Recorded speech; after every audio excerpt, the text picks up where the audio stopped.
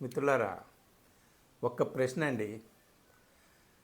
మన బాలీవుడ్ మహానటుడు, హిందీ అగ్రశ్రేణి యాక్టర్ షారూఖ్ ఖాన్కి బంగ్లాదేశ్లో జరుగుతున్నటువంటి మతపరమైనటువంటి దాడులకి ఏమైనా లింక్ ఉందా? ఈ ప్రశ్నకు మీరు సమాధానం చెప్పాలి. ఏమైనా లింక్ ఉందా? ఏమైనా సంబంధం ఉందా? ఉందా అంటే లేదు అని మీరు అంటారు, నేను అంటారు, అందరూ అంటారు. కానీ కొందరు అలా అనటంలే. సంబంధం ఉంది, షారూఖ్ ఖాన్ దేశద్రోహి అని ఇలా ముద్రాయిస్తాం. అసలు ఈ దేశంలో దేశద్రోహి, దేశభక్తి ఇట్లాంటి మాటలు ఉన్నాయే, ఇవి చాలా చౌకగా మారిపోయినాయి. చౌకబారు రాజకీయాలు చేసేటటువంటి వాళ్ళ చేతుల్లో అస్త్రాలుగా మారిపోయినాయి ఈ రెండు మాటలు. దేశద్రోహం, దేశభక్తి మాట్లాడితే దేశం. ఇదిగో ఈ వీడియో చేసిన తర్వాత నేను కూడా ఒక దేశద్రోహిని అయిపోతాను.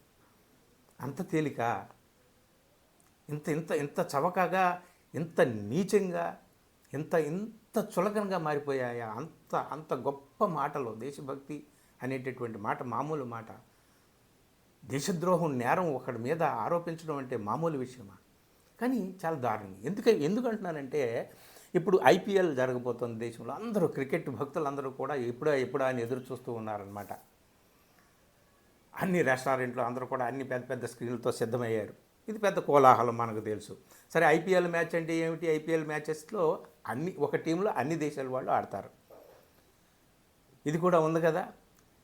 సో షారూఖ్ ఖాన్ ఒక ఫ్రాంచైజీకి owner, KKR, Kolkata Knight Riders. కేవలం షారూఖ్ ఖాన్ మాత్రమే కాదు, జూహీ చావ్లా, యాక్ట్రెస్ జూహీ చావ్లా, అలాగే ఆమె భర్త మెహతా, వీళ్ళు కూడా ఆ కేకేఆర్ ఓనర్స్. కేవలం షారూఖ్ ఖాన్ మాత్రమే కాదు. విషయం ఏమిటయ్యా అంటే, ఇప్పుడు జరగబోయే ఐపీఎల్ మ్యాచ్కి కేకేఆర్ తరఫున ఆడడానికి బంగ్లాదేశీ క్రికెటర్, అతని పేరు ముస్తాఫిజుర్ రెహమాన్, అతన్ని కేకేఆర్ వాళ్ళు 9,20,00,000 పెట్టి కొనుక్కున్నారు. కోట్లే వేలం పాట వేసి కోట్లు పెట్టి ఆటగాళ్ళను కొనుక్కుంటారనమాట. ఇదొక పెద్ద. అసలు సినిమా నటుడికి ఈ క్రికెట్ ఆటకి ఏమిటి సంబంధం అంటే, సరే ఇందులో ఈ బిజినెస్లో ఆయన బిజినెస్ ఎవరైనా చేసుకోవచ్చు కదా. కానీ విచిత్రంగా ఆ బంగ్లాదేశీ క్రికెటర్ని వీళ్ళు కేకేఆర్ టీంలో కొనుక్కున్నందుకు ఐపీఎల్లో షారూఖ్ ఖాన్ దేశద్రోహి. What is this non sense?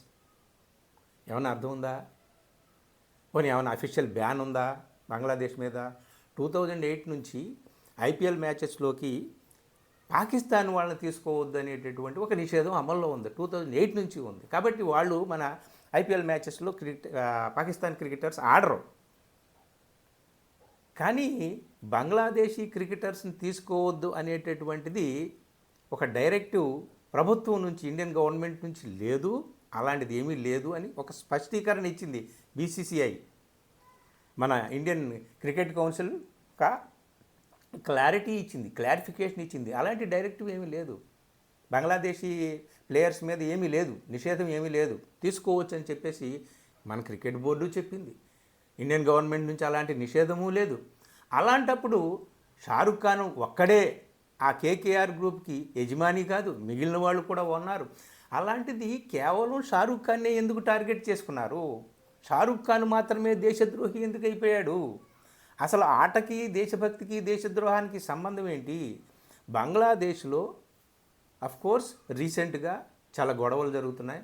అక్కడ హిందువులు మైనారిటీసు, మన దేశంలో ముస్లింలు మైనారిటీస్ లాగా అక్కడ మైనారిటీస్ మీద అక్కడ దాడులు, అల్లర్లు, హింసలు జరుగుతున్నాయి. ఎవరు సమర్థిస్తారు? ప్రపంచం అంతా ఖండిస్తుంది. భారతదేశంలో ప్రతి ఒక్క భారతీయుడు, ఆ మతమా ఈ మతమా అని కాదు, అందరం కూడా స్పష్టమైన మాటలతో ఖండిస్తాం. దౌత్యపరమైనటువంటి చర్యలు తీసుకోవాలి, అన్ని రకాల యాక్షన్స్ తీసుకోవాలని గవర్నమెంట్కి కూడా చెప్తాం. గవర్నమెంట్ కూడా ఈ విధమైనటువంటి దాడుల్ని ఆపడానికి చాలా అన్ని రకాల చర్యలు తీసుకుంటుంది. ఇది గవర్నమెంట్స్కి సంబంధించినటువంటి విషయం. అంటే ఇక్కడ ముస్లిమ్స్ మీద దాడులు జరిగితే, ఎవరైనా దాడులు చేస్తే, అక్కడ హిందూ సెలబ్రిటీస్ ఎవరైనా ఉంటే వాళ్ళ మీద దాడులు చేయడం, లేదా వాళ్ళని దేశద్రోహులుగా వాళ్ళు ముద్ర వేశారనుకోండి, ఎలా ఉంటుంది? మొన్న ఇక్కడ క్రిస్మస్కి సందర్భంగా కొన్ని దాడులు జరిగాయండి మన దేశంలో. మీరు చూడండి, సోషల్ మీడియా అంతా కూడా క్రిస్మస్ హేట్, విద్వేషం రెచ్చిపోయింది. సో క్రిస్మస్ పరంగా ఇక్కడ మన దేశంలో దాడులు జరిగితే, మరి అమెరికాలోనో లేదా లండన్లోనో ఫ్రాన్స్లోనో ఉంటున్నటువంటి భారతీయ సెలబ్రిటీస్ ఉన్నారు. అమెరికాలో ఏకంగా ఒక పెద్ద మేయర్గా ఎలక్ట్ అయ్యాడు కదా ఒక భారతీయుడు. వాళ్ళందరి మీద కూడా వెళ్ళి వాళ్ళని దేశద్రోహులని చెప్పి వాళ్ళు ముద్రలు వేయొచ్చుగా. ఇక్కడ క్రిస్మస్ దాడులు జరిగినందుకు చాలా సింపుల్ చిన్న విషయం అండి. ఇంత ఇంత ఇంత చౌకబారుగా ఆలోచించడము, మతాన్ని, దేశభక్తిని, ఈ రాజకీయాల్ని అన్నింటినీ కలగాపులగం చేసేసి స్వార్థ ప్రయోజనాల కోసం ఇష్టం వచ్చినట్టు మాట్లాడితే ఎలాగా? చెక్ దే ఇండియా లాంటి గొప్ప దేశభక్తి సినిమా తీసి, వీరజారా లాంటి గొప్ప దేశభక్తి సినిమాలు తీసి, పఠాన్ లాంటి గొప్ప దేశభక్తి సినిమాలు తీసి, మొన్నటికి మొన్న జవాన్ లాంటి గొప్ప సినిమా తీసి, అసలు షారుఖ్ ఖాన్ అంటే అందరికీ ఎంత ఇష్టమో. ఈ నేలలో పుట్టి, ఈ గాలి పీల్చి, మొత్తం ఈ దేశంతో తన జీవితాన్ని అంతటినీ కూడా మమేకం చేసుకొని, జీవితం అంతా కూడా దేశంతో అల్లుకున్నటువంటి ఒక గొప్ప నటుడు, సెలబ్రిటీ. అతను ముస్లిం అవ్వడం వల్లే ఈ ముద్ర వేయడం ఎంత న్యాయం చెప్పండి?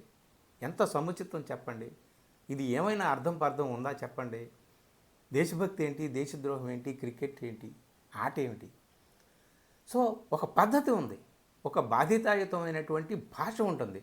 దాని ప్రకారం వద్దు, బంగ్లాదేశ్ వాళ్ళు మన మన హిందువుల పట్ల వాళ్ళు ఇష్టం వచ్చినట్టు వాళ్ళు వ్యవహారం చేస్తున్నారు, వాళ్ళ క్రికెటర్స్ మనకొద్దు ఐపీఎల్లో తీసిపడేయండి అని చెప్పి మీరు అభ్యర్థించవచ్చు, వినతి చేయవచ్చు. Not only the Shahrukh Khan ఒక్కడే ఆ గ్రూప్కి నాయకుడు కాదు, అది చెప్తున్నా, ఓనర్ కాదు. జూహీ చావ్లా ఉంది, ఆమె హస్బెండ్ ఉన్నారు, వీళ్ళందరూ ఉన్నారు, వాళ్ళందరూ కో ఓనర్స్. కాబట్టి వాళ్ళందరికీ చెప్పారు. వాళ్ళందరినీ వదిలేసి కేవలం ముస్లిం కాబట్టి షారుఖ్ ఖాన్ని దేశద్రోహి అనడం ఏంటి? ఎంత దారుణంగా ఉంది.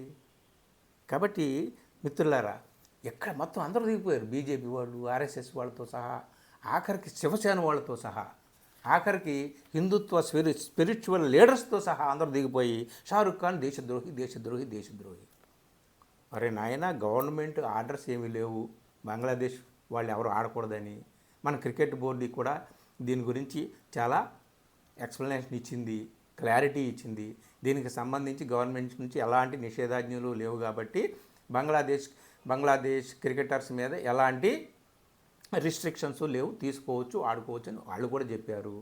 సో ప్రభుత్వం మీద ఒత్తిడి తీసుకురావచ్చు, క్రికెట్ బోర్డు మీద ఒత్తిడి తీసుకురావచ్చు. తద్వారా వాళ్ళ ద్వారా ఈ కేకేఆర్ కలకత్తా నైట్ రైడర్స్ మీద ఒత్తిడి తీసుకొచ్చి ఆ ప్లేయర్ని తీసేయమనవచ్చు. అదొక పద్ధతి, అదొక సక్రమమైనటువంటి పద్ధతి. మనకి కావాల్సింది పద్ధతులు కాదు కదా, రాద్ధాంతాలు కావాలి మనకన్నీ. మనకు కావాల్సిందంతా స్వార్థ ప్రయోజనాలు, రాజకీయాలే చాలు. ప్రతిదాన్ని రాజకీయం చేయడం, దేశభక్తిని, ఆఖరికి దేశభక్తిని కూడా రాజకీయం చేయడం ఏంటండి బాబు. కాబట్టి మిత్రులారా, చాలా అంటే ఇలాంటి ఇన్సిడెంట్స్ వచ్చినప్పుడే మనం కొంచెం కాస్త సెన్సిటివ్గా ఆలోచించాలి. ఇది సెన్సిటివ్ విషయమే. ఇలాంటి విషయాలు వచ్చినప్పుడే మనం తీసుకోవాల్సినటువంటి స్టాండు, మనం అర్థం చేసుకోవాల్సినటువంటి విషయము, దేశంలో ఏం జరుగుతుంది, వేరే దేశాల్లో ఏం జరుగుతుంది, ఇవన్నీ కూడా అర్థం చేసుకోవాలన్నమాట.